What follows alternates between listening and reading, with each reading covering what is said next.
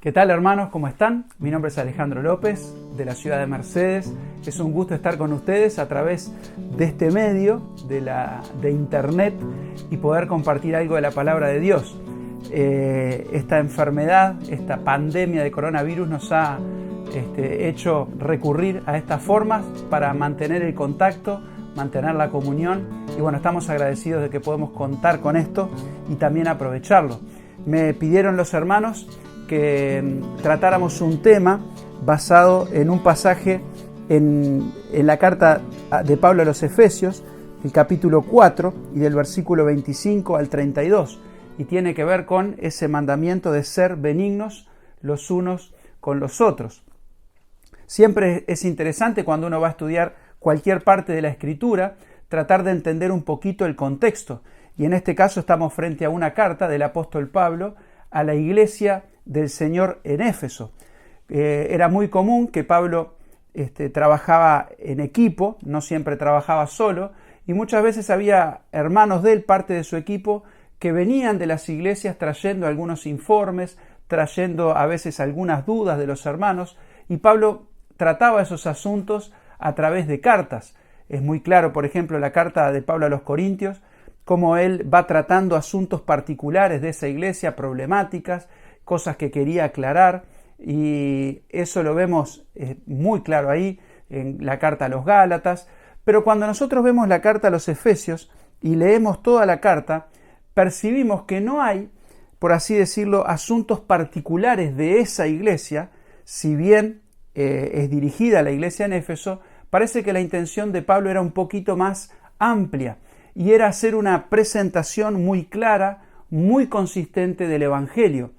Y es entendible que Pablo hiciera eso porque la iglesia de Éfeso estaba expuesta a mucha doctrina errónea, a muchas enseñanzas falsas, siendo una ciudad portuaria, siendo una metrópoli donde venían personas de muchos lugares trayendo sus costumbres, trayendo sus religiones, y era muy normal y un peligro muy latente en las iglesias que esas enseñanzas se fueran poco a poco introduciendo en el medio de los cristianos y haciendo ese sincretismo, esa mezcla de la verdad con la mentira.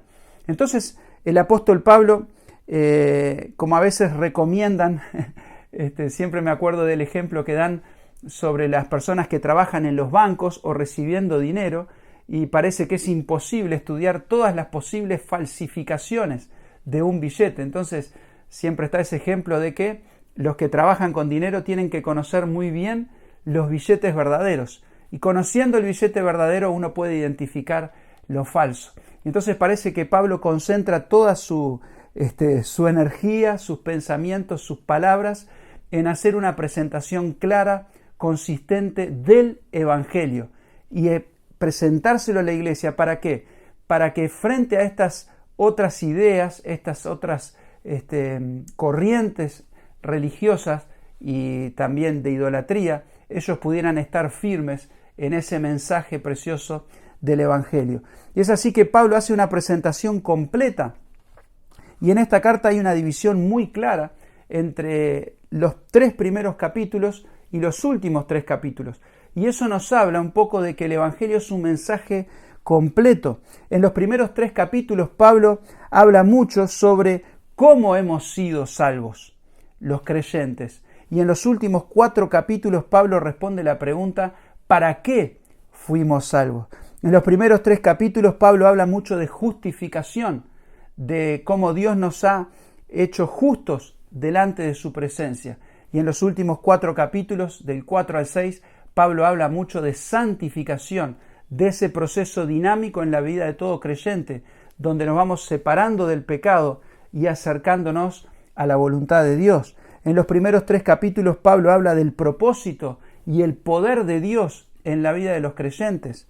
En los últimos 3 capítulos, del 4 al 6, Pablo habla de nuestro andar y nuestra lucha diaria. En los capítulos 1 al 3 nosotros vemos un poco la dimensión invisible del trabajo de Dios en una persona, y del 4 al 6 vemos el aspecto visible, externo del Evangelio. En el capítulo 1 al 3 nosotros vemos un poquito la dimensión vertical de la salvación, y en los capítulos 4 a 6 la dimensión horizontal, el relacionamiento con los demás. Un evangelio que se concentra solo en los capítulos 1 al 3 no es el evangelio completo. Un evangelio que salva pero no santifica no es el evangelio completo.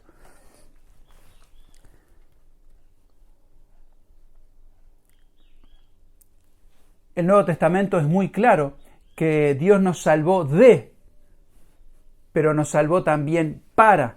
Dios nos salvó de la condenación, nos salvó del infierno, nos libra del pecado, pero lo hace para que nosotros andemos en una nueva vida. Eso lo podemos ver en Romanos, lo podemos ver acá mismo, también en Efesios, cuando Pablo dice que somos criaturas hechas por Dios, somos hechuras suyas, creados en Cristo Jesús para buenas obras. Hay un propósito en la salvación y ese propósito queda muy claro en los capítulos 4 al 6.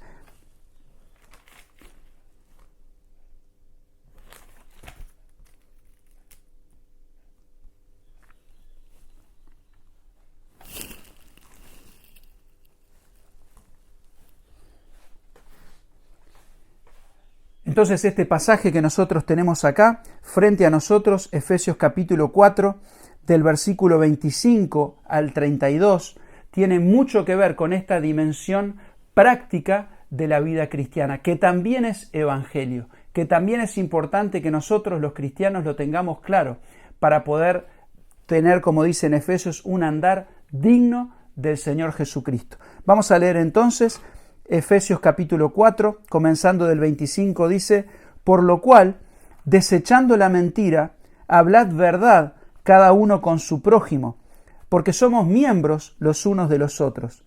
Airaos, pero no pequéis, no se ponga el sol sobre vuestro enojo, ni deis lugar al diablo.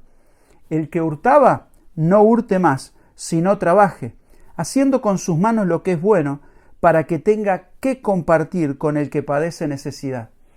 Ninguna palabra corrompida salga de vuestra boca, sino la que sea buena para la necesaria edificación, a fin de dar gracia a los oyentes. Y no contristéis al Espíritu Santo de Dios, con el cual fuisteis sellados para el día de la redención. Quítense de vosotros toda amargura, enojo, ira, gritería, maledicencia y toda malicia. Antes, sed benignos unos con otros, misericordiosos, perdonándoos unos a otros, como Dios también os perdonó a vosotros en Cristo Jesús. Y yo leyendo este pasaje, meditando, como siempre tenemos que hacer, pensando en uno mismo y después compartiendo, yo pensaba, qué impresionante este pasaje, cómo nos muestra en formas concretas de qué se trata ser benignos.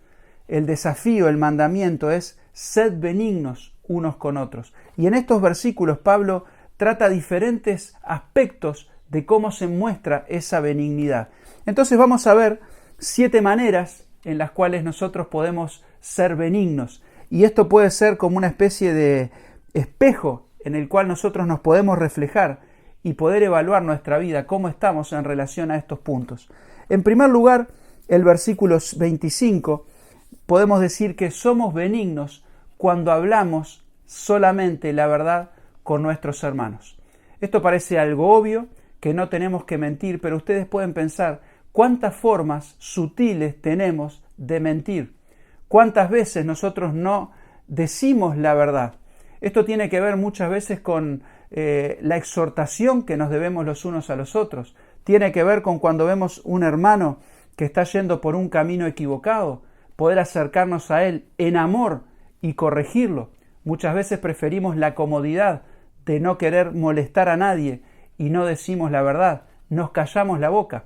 Muchas veces esas verdades las decimos, pero no a la persona, y se las decimos a otros. Qué difícil es realmente cumplir con este mandamiento, dejar la mentira, dejar la hipocresía y hablar la verdad, ni que hablar de mentiras burdas que muchas veces nosotros recurrimos para quedar bien parados. Cuando alguien se nos acerca y nos pregunta algo que nos hace sentir un poco incómodos o nos confronta, podemos recurrir enseguida a la mentira para salir del paso y no enfrentarnos con eso que nos están diciendo. Así que podemos decir que somos benignos cuando hablamos verdad con nuestros hermanos. En el versículo 26, un versículo que creo que todos los matrimonios lo tienen que tener bien claro, pero no está hablando solo para casados, está hablando para relaciones con nuestros hermanos. Airaos, pero no pequéis, no se ponga el sol sobre vuestro enojo. Una manera en que podemos mostrar benignidad y ser benignos es siendo fáciles o accesibles a la hora de la reconciliación. Parece imposible vivir en comunidad, compartir con otros hermanos y nunca tener un roce, nunca tener una discusión, nunca tener, como a veces decimos acá en Uruguay, un encontronazo. Y a veces nuestra ira puede surgir de forma justificada o injustificada. Más allá de eso, acá hay un mandamiento concreto y es que tiene que haber reconciliación. Somos benignos cuando estamos dispuestos y abiertos a la reconciliación. Sea yo el que ofendí, sea yo el ofendido, el mandamiento es no dejar pasar un día sin tener una conversación, sin arreglar ese enojo y poder irme a dormir con la conciencia tranquila, sabiendo que hice todo lo posible para estar en paz con mis hermanos. Qué difícil es cuando en la iglesia aparecen enojos, aparecen discusiones y no se solucionan a tiempo. Y pasan días, pasan meses, pasan años y hasta pasan generaciones y todavía no hay esa reconciliación. Hermanos, somos benignos cuando estamos abiertos a la reconciliación. El versículo 27 dice, ni deis lugar al diablo. Qué interesante que esto esté ligado al enojo. Saben que Satanás penetra en la iglesia y es como abrir puertas cuando entre nosotros hay divisiones. La Biblia dice que Satanás, Pedro, ¿no?, anda como león rugiente buscando a quien devorar. Y muchas veces la puerta de entrada para que el diablo haga su obra en nuestra vida y en nuestra iglesia nace como grietas entre los hermanos. Hay un juego que los niños hacen acá en la iglesia que se llama el gato y el ratón. Y todos los niños forman una ronda y tomados de las manos tienen que dejar pasar al ratón, pero cuando está llegando el gato tienen que cerrarse y no dejar pasar. Hermanos, somos benignos cuando cerramos la muralla, somos benignos cuando cerramos las grietas, somos benignos cuando activamente y de forma intencional ayudamos a pacificar nuestra iglesia. A veces nosotros somos tercera parte, a veces alguien viene contándonos algún conflicto, alguna dificultad, y ahí nosotros tenemos una preciosa oportunidad de ser pacificadores, no de ponernos del lado de uno para echar más leña al fuego, para quedar bien con ese, sino tratar de buscar el bien de la iglesia, cerrar la muralla para que el enemigo no entre y haga su obra. El versículo 28, el que hurtaba no hurte más, sino trabaje haciendo con sus manos lo que es bueno, para que tenga que compartir con el que padece necesidad. Hermanos, somos benignos cuando estamos más comprometidos con dar que buscando recibir. Este versículo tiene un poco los extremos. El extremo del egoísmo es el robo, pensar en mi propio bien y totalmente desinteresado por aquel al quien le estoy robando. Y también nos habla del otro extremo, que es la generosidad. Creo que muchas veces los cristianos podemos no ser benignos. Quizás no estamos en el extremo del robo, pero muchas veces nos detenemos en ese punto medio de la indiferencia y del egoísmo, digamos, no tan extremo, pero egoísmo al fin, cuando no estamos dispuestos a compartir con los demás.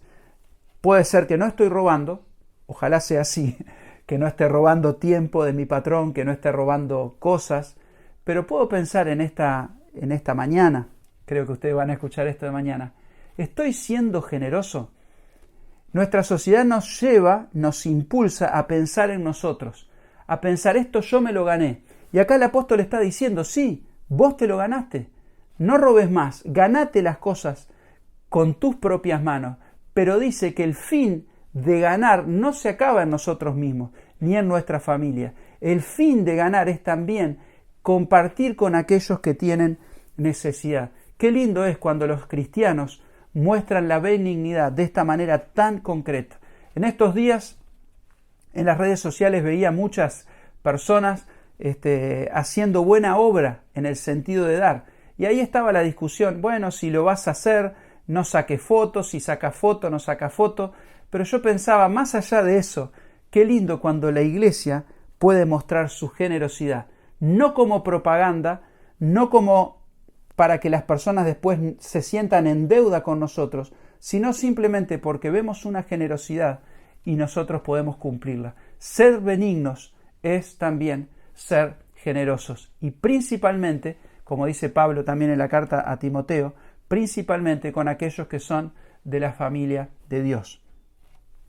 Versículo 29 dice, ninguna palabra corrompida salga de vuestra boca, sino la que sea buena para la necesaria edificación, a fin de dar gracia a los oyentes. Hermanos, la benignidad tiene mucho que ver con nuestra boca.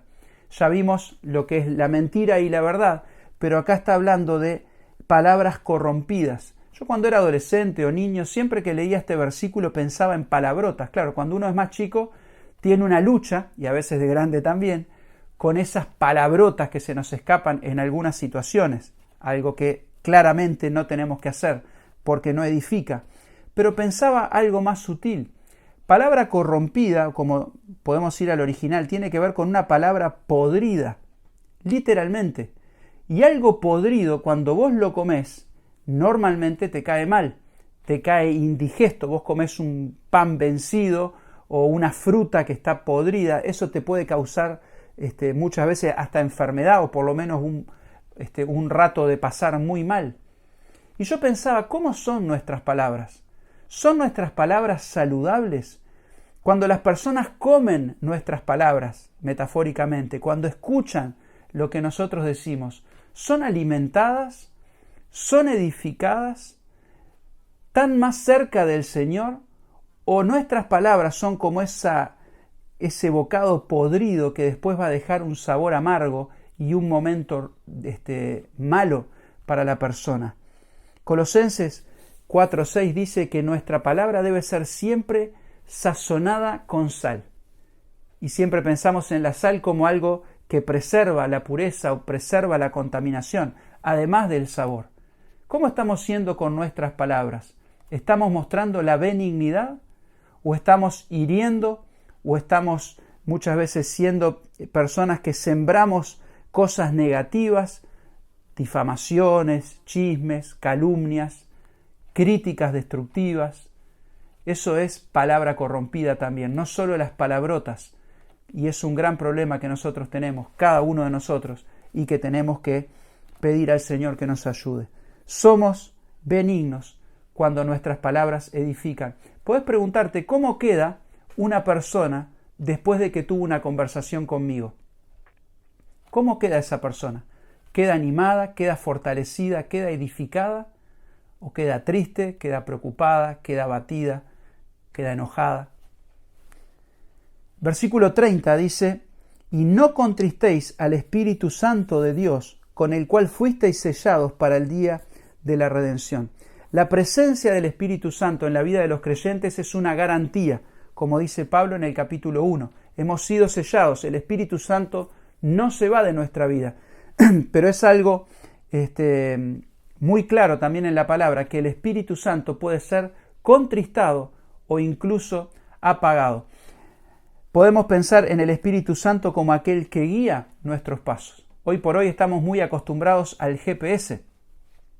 Tan acostumbrados que sinceramente no sé si ya me animaría a un viaje de muchos kilómetros sin esa tremenda herramienta. Algo fantástico del GPS es que muchas veces vos estás andando, a veces por distracción o a veces por confusión o la velocidad del tránsito, podés perder una entrada y te desviaste del camino. Y el GPS rápidamente te dice recalculando, ¿no? Esa palabra famosa, y te hace volver de la manera más rápida al camino que perdiste. El Espíritu Santo hace eso en la vida de nosotros. Muchas veces nosotros patinamos, erramos, nos desviamos, y el Espíritu Santo es esa guía que rápidamente nos muestra el camino de vuelta. Muchas veces ese camino de vuelta tiene que ver con arrepentimiento, tiene que ver con pedir perdón, tiene que ver con reconciliación, pero nosotros podemos resistir esa voz del Espíritu Santo. Nosotros podemos no escuchar y el Espíritu Santo, cuando nosotros lo resistimos, se va apagando. Cuando no obedecemos su llamado, su alerta a quitar el pecado de nuestra vida, entonces su voz se hace más suave. Somos benignos cuando somos guiados por el Espíritu Santo. Eso es clarísimo. En Gálatas capítulo 5 dice que el parte del fruto del Espíritu Santo, además del amor, del gozo, de la paciencia, la benevolencia, pero ahí dice, es la benignidad. Benignidad, buscar el bien del otro antes que el mío, aunque me cueste buscar el bien del otro. Eso es benignidad. Y solamente cuando somos guiados por el Espíritu Santo podemos mostrar esta cualidad que viene de parte de Dios. Así que somos benignos cuando somos guiados por el Espíritu Santo. Llegando al final, versículo 31 dice, quítese de vosotros toda amargura, enojo, ira, gritería y maledicencia, y toda malicia. Yo pensaba acá, todas estas cosas son invisibles. Pablo habla de lo que decimos con nuestras bocas, nuestras palabras, que es algo exterior. Pablo habla de lo que hacemos con nuestras manos, robar o compartir. Pero esto tiene una dimensión más interna. La amargura, el enojo, la ira, la malicia son cosas que tienen que ver con el corazón, que se expresan en gritería y maledicencia, pero que nace del corazón. Jesús decía, lo que contamina al hombre no es lo que entra por la boca, sino lo que sale, porque dice, de la abundancia del corazón habla la boca. Si queremos ser benignos, tenemos que cuidar nuestro corazón. Y nuestro corazón solamente puede ser limpiado a través de la obra del Espíritu Santo, a través de la palabra de Dios y a través de la comunión con el Señor. No hay otra manera, ¿no? Sabemos ese famoso salmo, ¿con qué limpiará el joven su camino? Con guardar tu palabra. David oraba al Señor, Señor, escudriña mi corazón, sondéalo y mostrame si hay en mí camino de perversidad. Nuestro corazón, dice Jeremías, es corrupto, es engañoso. Nosotros muchas veces no percibimos nuestro orgullo, no percibimos nuestra envidia, no percibimos nuestra amargura hasta que no venimos delante del Señor y con la ayuda del Espíritu Santo y la palabra de Dios puede penetrar y mostrarnos qué cosas tenemos que cambiar. Para ser benignos tenemos que cuidar nuestro corazón. Quizás vos, quizás yo, estoy guardando amargura, estoy guardando enojo, estoy guardando rencor. Eso va generando malicia y eso tarde o temprano, en algún momento, va a salir. Porque lo que está en el corazón, en algún momento, sale.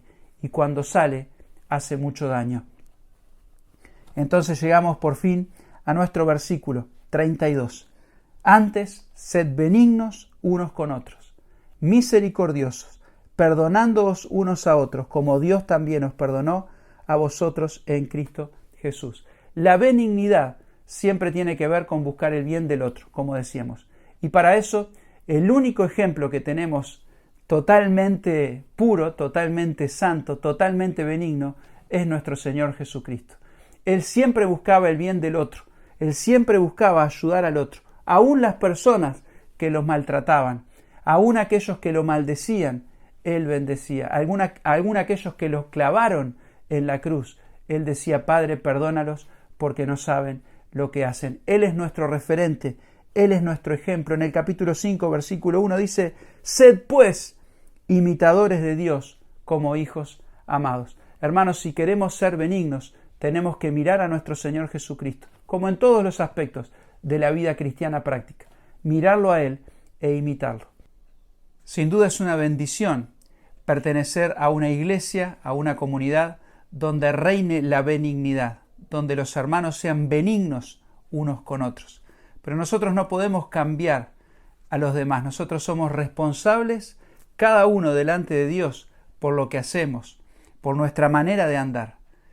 En esta mañana el desafío es, frente a la palabra de Dios, pensar si estoy siendo benigno con los demás, si estoy hablando la verdad, si estoy apartándome de la mentira, si estoy siendo honesto. Podemos pensar si estamos siendo abiertos, prontos para la reconciliación. Podemos pensar si estamos cerrando las grietas, pacificando para que el diablo no gane terreno en nuestro medio. Podemos pensar si estamos siendo generosos con las cosas que tenemos, con las cosas que obtenemos para compartir con los otros.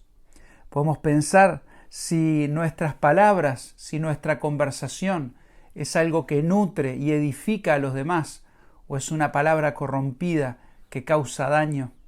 Podemos pensar si nuestras vidas están siendo guiadas por el Espíritu Santo, o está contristado, apagado, y no estamos siendo conducidos por Él. Podemos pensar si estamos guardando y cuidando nuestro corazón, o estamos guardando rencor, estamos guardando amargura, enojo, que tarde o temprano va a dañar a los demás. Podemos pensar, en definitiva, si estamos siendo buenos imitadores de nuestro Padre Celestial. Querido hermano, esta es la palabra que quería compartir con ustedes. Espero que sea de bendición para tu vida. Que el Señor les bendiga.